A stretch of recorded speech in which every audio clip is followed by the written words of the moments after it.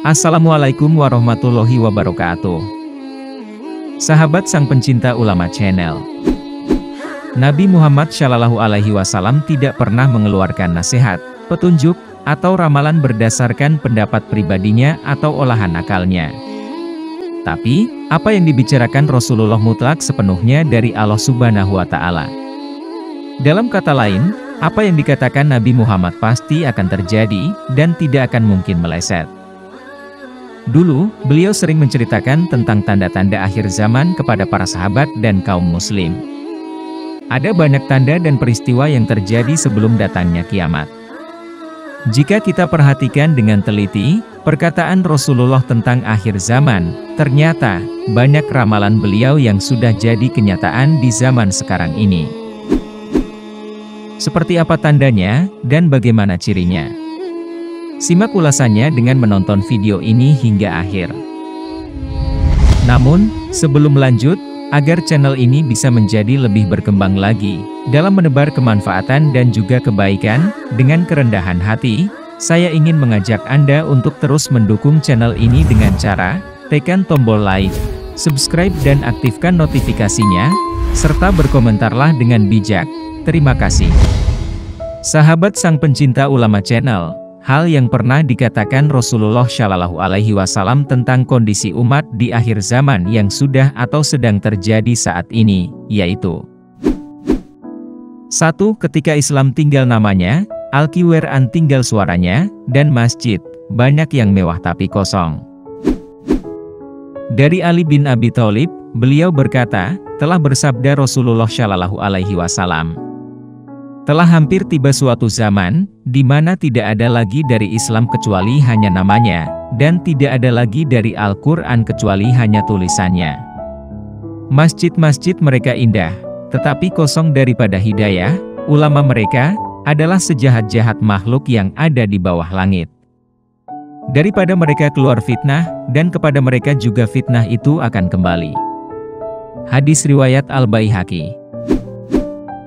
Hadis di atas menjelaskan bahwa, suatu saat akan datang zaman di mana Islam hanya tinggal namanya saja, yang berarti, banyak orang yang mengaku-ngaku beragama Islam, tapi hatinya bukan Islam.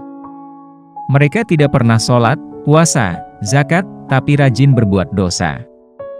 Ketika mereka ditanya apa agamanya, mereka menjawab, agamaku Islam. Kemudian, Al-Quran hanya tinggal tulisan saja, yang berarti, Al-Quran hanya banyak dibaca saja, tidak dipahami, tidak dimaknai, dan tidak diamalkan. Kalimat-kalimat Al-Quran hanya jadi hiasan bagi mereka, tapi, mereka tidak menjadikan Al-Quran sebagai pedoman karena ketidakpahaman mereka tentang Al-Quran. Perilaku dan ibadah mereka banyak yang bertentangan dengan perintah dalam Al-Quran. Masjid zaman sekarang banyak yang megah, bertingkat, dan dihias dengan ornamen-ornamen yang indah. Tapi, sangat sedikit orang yang mau sholat di dalamnya. Mereka hanya menjadikan masjid sebagai hiasan saja, dan ketika mendengar suara azan, mereka seperti orang tuli yang pura-pura tidak tahu akan suara panggilan tersebut. Mereka tetap bersenang-senang, padahal di dekatnya adalah masjid.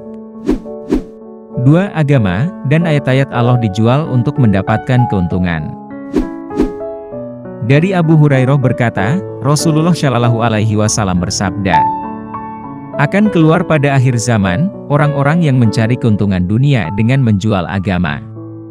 Mereka berpakaian di hadapan orang lain, dengan pakaian yang dibuat daripada kulit kambing, berpura-pura zuhud dari dunia, untuk mendapat simpati orang ramai, dan perkataan mereka lebih manis daripada gula. Padahal, hati mereka adalah hati serigala.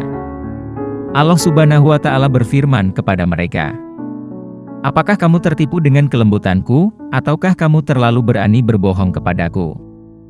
Demi kebesaranku, aku bersumpah akan menurunkan suatu fitnah yang akan terjadi di kalangan mereka sendiri, sehingga orang yang alim atau cendekiawan pun akan menjadi bingung. Hadis riwayat Tirmizi.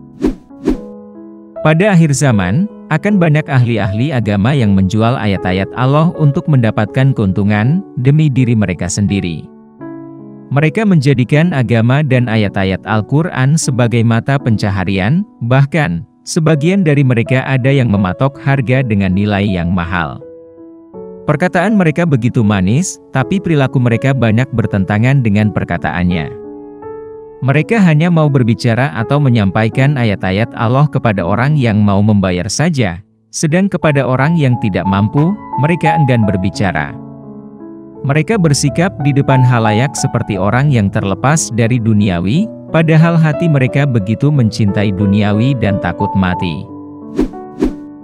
3. Umat Islam akan semakin banyak secara kuantitas, tapi kualitas semakin menipis. Dari Subban, beliau berkata, Rasulullah Shallallahu Alaihi Wasallam bersabda, hampir tiba suatu zaman, di mana bangsa-bangsa dari seluruh dunia akan datang mengerumuni kamu bagaikan orang-orang kelaparan yang mengerumuni bekas hidangan mereka. Maka salah seorang sahabat bertanya, apakah karena kami sedikit pada hari itu? Nabi Shallallahu Alaihi Wasallam menjawab, bahkan, kamu pada hari itu terlalu ramai, tetapi, kamu umpama buih pada masa banjir, dan Allah akan mencabut rasa gentar terhadap kamu daripada hati musuh-musuh kamu, dan Allah akan melemparkan ke dalam hati kamu penyakit wahan.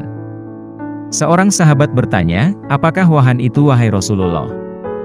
Rasulullah menjawab, cinta dunia, dan takut mati. Hadis riwayat Abu Daud.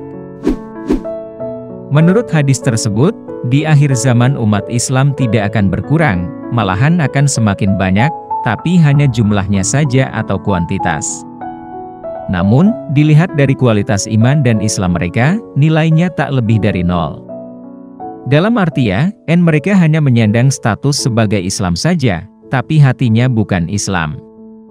Mereka begitu amat mencintai urusan dunia, saking cintanya pada urusan dunia, akhirnya muncul penyakit hati, yakni takut mati karena takut meninggalkan urusan dunia. Sahabat sang pencinta ulama channel, itulah beberapa dari sekian banyak ramalan Rasulullah tentang akhir zaman, yang kini sudah jadi kenyataan. Introspeksilah diri kita sendiri, dan tanya hati kita, apakah secara lahir dan batin, kita sudah Islam atau tidak? Tak ada jalan lain selain meningkatkan iman dan takwa kepada Allah Subhanahu wa Ta'ala. Jika terdapat kesalahan dalam penyampaian materi, kami mohon maaf. Itu adalah murni kesalahan dari kami sendiri. Jika benar, serta memberi manfaat bagi Anda, itu semata-mata datangnya dari Allah Subhanahu wa Ta'ala. Terima kasih sudah menonton dan sampai jumpa di video kami selanjutnya. Tetap dukung kami. Wassalamualaikum warahmatullahi wabarakatuh.